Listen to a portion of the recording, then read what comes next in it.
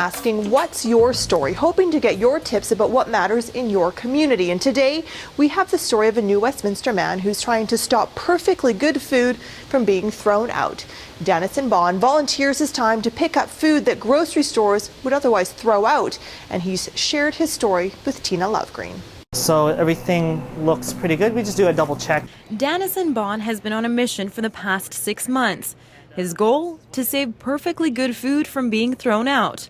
He picks up produce and meat from 2 grocery stores on his spare time 3 times a week. It may have a little bit of bruising, but as far as I know, bananas taste a lot better when they actually are a little bit more aged. Food that is perfectly fine to eat, but supermarkets would toss out because they aren't picture perfect or are too close to their expiration date.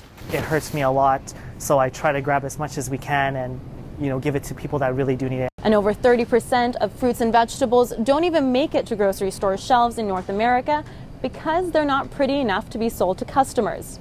And in Canada, that equals $31 billion a year in food waste.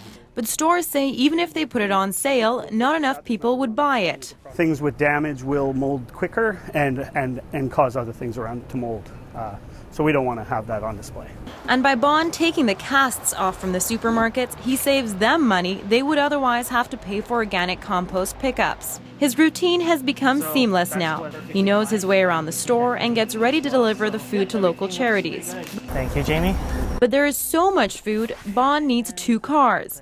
He's hoping that one day he will have enough money to get a minivan. Not only does he drop off the food, but he cooks and packages it too. One of the charities he helps out with is Aunt Leah's, a group that provides care for youth in foster homes. And before Bond stepped into their kitchen, they were only able to offer non-perishable food like canned beans. It's the first time they've been able to offer meat. They get really excited to be able to pick through the different kinds of meats. And then they start talking about the different ways to cook it. But there's much work to be done. Bond wants to get inside more stores and partner up with more charities. Tina Lovegreen, CBC News, New Westminster.